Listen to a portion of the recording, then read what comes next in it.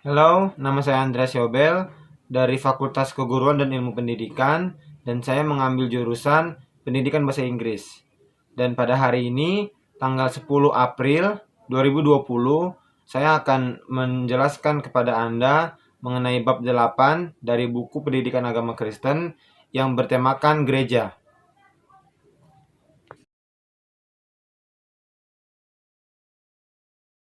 Oke, langsung dari pendahuluan. Setiap orang yang telah menjadi pengikut Yesus biasanya memiliki waktu dan tempat tertentu untuk berkumpul. Para pengikut Yesus Kristus disebut juga sebagai orang Kristen. Bukan pada saat Yesus masih berada di dunia, tetapi beberapa saat setelah peristiwa Pentakosta, yaitu setelah peristiwa pencurahan Roh Kudus dalam bentuk lidah api yang menyala-nyala. Secara sosial keagamaan, Yesus sendiri adalah seorang yang beragama Yahudi, sejak lahir hingga mati dan bangkit. Dan murid-murid Yesus pun termasuk golongan yang beragama Yahudi. Dengan demikian, mereka hanya disebut sebagai pengikut Yesus. Namun, terkadang ada yang menyapa mereka sebagai pengikut jalan Tuhan. Jadi, walaupun pengikut Yesus memiliki waktu dan tempat pertemuan tertentu, tetapi pada masa-masa awal pasca peristiwa Pentakosta, mereka masih bergabung dengan ritual ibadah di tempat ibadah agama Yahudi. Tidak ada nama khusus di dalam Alkitab yang diberikan untuk tempat ibadah bagi pengikut Yesus. Kita dapat membandingkan istilah Bait Allah atau sinagog yang menurut pemeluk agama Yahudi. Lalu ada istilah jemaat yang digunakan pada Perjanjian Baru yang dalam bahasa Arab yaitu jamatun, yaitu bersatu, berkumpul, atau kumpulan. Dan ada pula dalam bahasa Yunani yang digunakan yaitu eklesia, yang berarti dipanggil keluar atau persekutuan orang yang dipanggil keluar oleh Allah. Dan ada lagi menurut dalam bahasa Inggris yaitu church, atau yang sering kita sebut dalam bahasa Indonesia yaitu gereja. Dan dengan demikian, kata eklesia, jemaat, church, dan gereja di dalam Alkitab adalah kata-kata yang merujuk kepada orang-orang yang berkumpul dan bukan kepada lokasi atau nama tempat ibadah tertentu.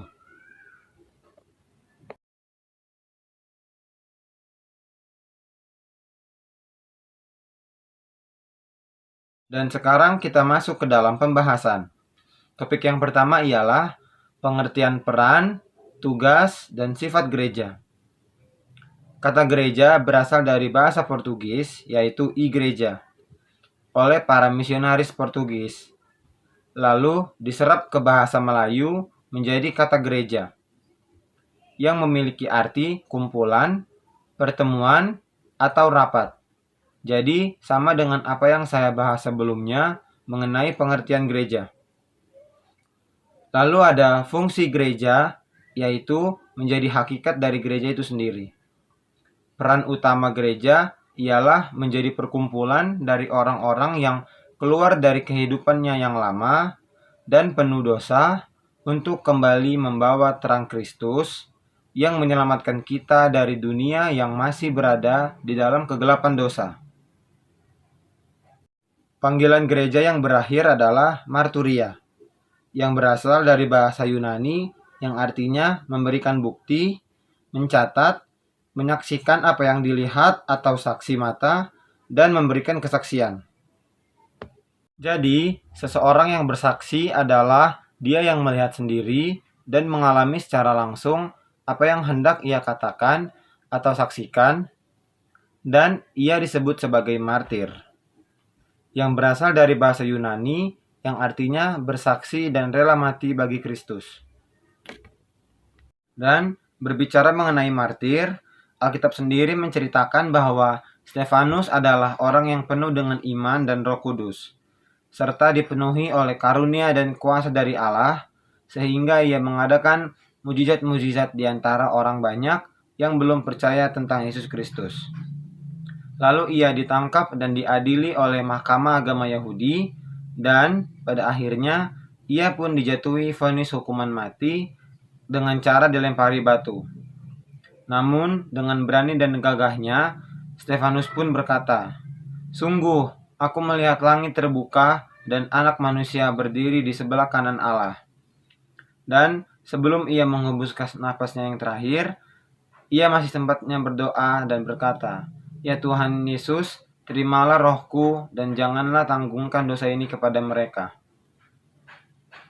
Lalu Saulus yang hadir dan menyaksikan kematian Stefanus yang dirajam dengan batu, kemudian bertobat dan percaya kepada Yesus Kristus dan menjadi salah seorang rasul yang merintis banyak sekali gereja di Asia Kecil hingga Eropa.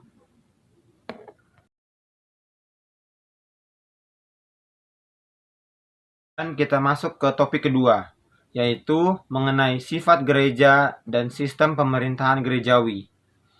Gereja yang kudus artinya persekutuan orang-orang yang dipanggil dari dosa dan masuk ke dalam wilayah anugerah Allah sehingga mereka dikuduskan oleh pengorbanan Yesus di atas kayu salib.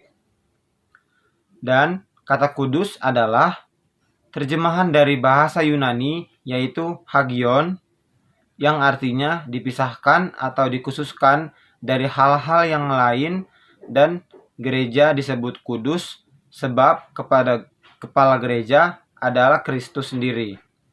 Sehingga gereja sebagai tubuh Kristus dikuduskan di dalam Yesus. Secara umum, ada 3 sistem pemerintahan yang berlaku di seluruh gereja di dunia, yaitu sistem presbiterial, sistem episkopal, dan sistem kongresional. Namun, di dalam perkembangannya, sistem pemerintahan sebuah gereja seringkali tidak lagi mutlak menganut satu sistem pemerintahan saja, melainkan kombinasi dengan satu atau lebih sistem pemerintahan yang lain.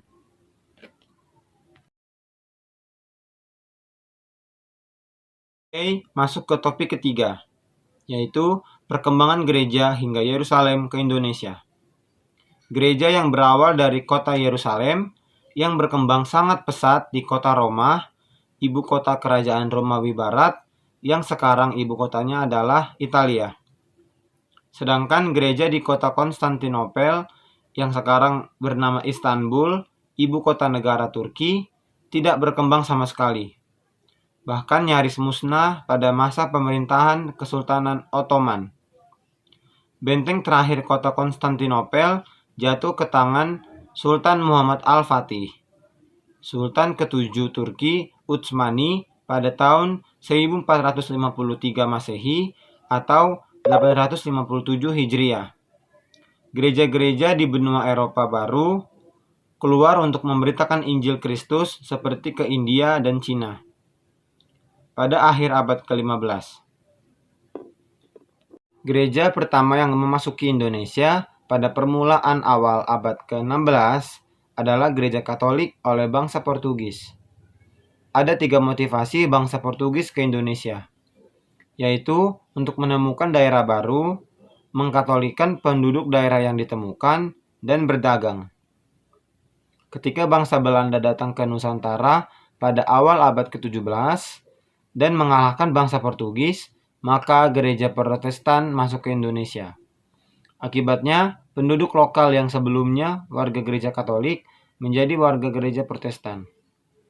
Pada masa itu, masih berlaku prinsip cuius regio eus religio, yang artinya siapa yang memiliki sebuah daerah, maka agamanya lah yang berlaku. Lalu, gereja Katolik yang ada sekarang lebih merupakan hasil dari usaha yang dilakukan pada abad ke-19 setelah ada kebebasan perkabaran Injil bagi semua aliran kekristenan di wilayah Indonesia oleh pemerintahan Kerajaan Belanda. Pada tahun 1605, Belanda mendirikan De Protestantse Kerk in Nederlands Indie, atau lebih dikenal dengan Indisch Kerk di kota Ambon, Maluku. Pasca kemerdekaan Indonesia, berganti nama menjadi Gereja Protestan di Indonesia, atau disingkat GPI. Dari GPI, inilah lahir GMIM, Gereja Masehi Injil Minahasa, pada tahun 1934. Lalu ada GPM, Gereja Protestan Maluku, pada tahun 1935. Dan ada GMIT atau Gereja Masehi Injil di Timur pada tahun 1947. Dan ada GPIB, yaitu Gereja Protestan di Indonesia bagian Barat pada tahun 1948. Hingga kini totalnya ada 12 buah gereja turunan dari GPI, yaitu GMIM, GPM, GMIT, GPIB, GPIBT, GKLB, GPID, GPIG, GPIBK, GPI, Papua, IECC, dan GERMITA. Dan masih banyak lagi. Selain GPI, pemerintah Kerajaan Belanda mulai awal abad ke-17 mengizinkan lembaga-lembaga pekabaran Injil untuk memberitakan Injil di Indonesia.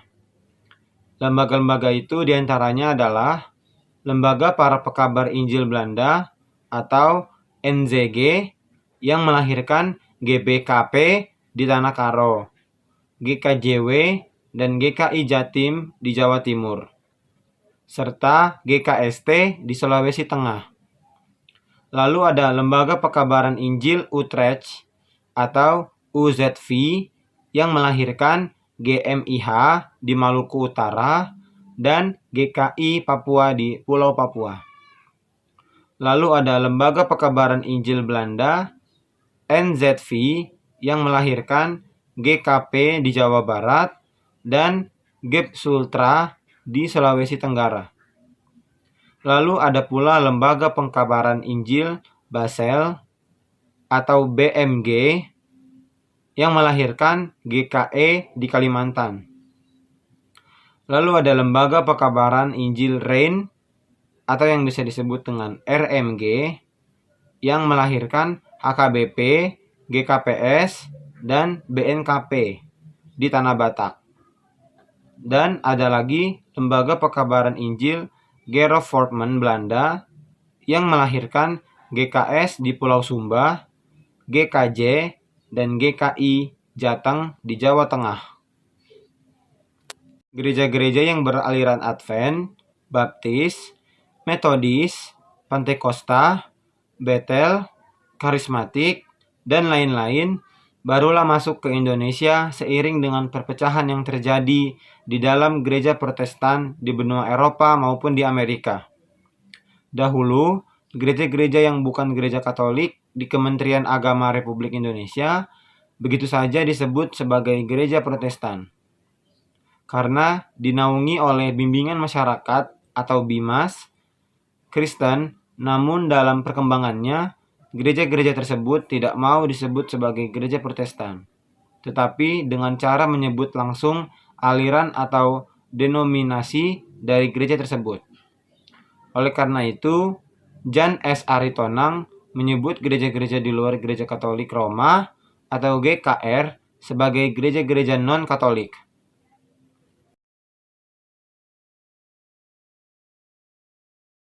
Oke, masuk ke topik keempat, yaitu gereja dan gerakan pemuda. Melihat kondisi perpecahan yang banyak sekali di tubuh gereja Protestan, maka generasi muda Kristen pada awal abad ke-19 melakukan apa yang sekarang kita kenal dengan nama gerakan oikumene. Kata oikumene berasal dari bahasa Yunani yang artinya dunia yang didiami, lebih khusus lagi dunia yang beradab, yakni wilayah kerajaan Romawi pada masa itu. Jadi, pada mulanya kata ini dipahami sebagai suatu kesatuan di dalam wilayah kerajaan Romawi atau sebuah kesatuan secara politis. Namun, dalam perkembangannya, kata oikumene menunjuk kepada satu dunia dan satu gereja.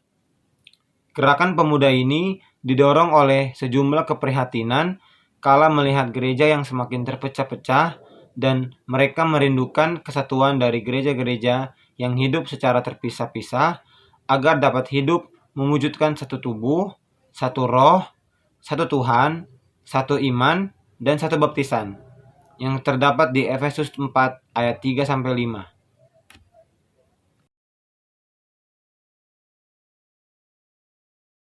Oke, masuk ke topik terakhir, yaitu Gereja dan Universitas Kristen Indonesia. Gerakan Keesaan Gereja di dalam DGI pada awal berdiri ikut prihatin dengan kondisi pendidikan dan penyediaan sumber daya manusia atau SDM yang berkualitas di Indonesia, yang baru saja menjadi negara merdeka pada tahun 1945. Tokoh-tokoh pendiri DGI yang sekarang menjadi PGI diantaranya adalah Dr. J. Leimena, Dr. Sultan Gunung Mulia Harahap, Dr. T.B. Simatupang, Pendeta W.J. Rimwambi, dan Pendeta Marantika. Mereka juga ikut aktif dalam gerakan kebangsaan dari Indonesia yang baru berdiri tersebut. Di awal kegiatannya, lembaga ini juga memberikan perhatian yang cukup besar kepada masalah pendidikan karena pada saat itu Indonesia sangat memerlukan sumber daya manusia untuk mengisi lapangan kerja dalam berbagai aspek kehidupan. Kebutuhan ini sudah bersifat mendesak. Pemikiran akan inginnya masyarakat Kristen Indonesia untuk turut berpartisipasi dalam dunia pendidikan terus berkembang dalam diskusi-diskusi yang terjadi di lembaga ini. Bahkan dipikirkan pula akan perlunya mendirikan sebuah universitas. Atas dasar itulah DGI membentuk suatu konsklusi yang dipimpin oleh Profesor Dr. LP Simanjuntak MA, dan komisi ini bertugas membuat suatu studi kelayakan untuk mendirikan universitas yang hasilnya dilaporkan kepada DGI. Sebagai tindak lanjutnya, DGI mengeluarkan resolusi mengenai Universitas Kristen pada tanggal 30 Juni 1953. Resolusi yang ditandatangani oleh DS W.J. Rumambi selaku Sekretaris Umum DGI dalam sidang lengkap DGI dari tanggal 20-30 Juni 1953, mengusulkan kepada semua gereja dan masyarakat Kristen di Indonesia untuk membantu sepenuhnya pendirian Universitas Kristen baik secara moral maupun material. Dapat disimpulkan bahwa kelahiran Universitas Kristen Indonesia tidak bisa dan tidak lepas dari gereja. Dalam hal ini, Persekutuan Gereja-Gereja di Indonesia atau PGI secara khusus dalam meneruskan semangat gerakan keesaan gereja dan untuk meningkatkan sumber daya manusia lewat pendidikan tinggi di Indonesia. Dan tidak lupa betapa besarnya pengaruh gerakan para mahasiswa, termasuk para pemuda-pemudi Kristen bagi kesatuan atau keesaan gereja di Indonesia dan di dunia. Itu dia pembahasan saya mengenai bab 8, yaitu tentang gereja, dalam buku Pendidikan Agama Kristen. Saya Andreas Yobel Hotman dari FKIP Bahasa Inggris. See ya!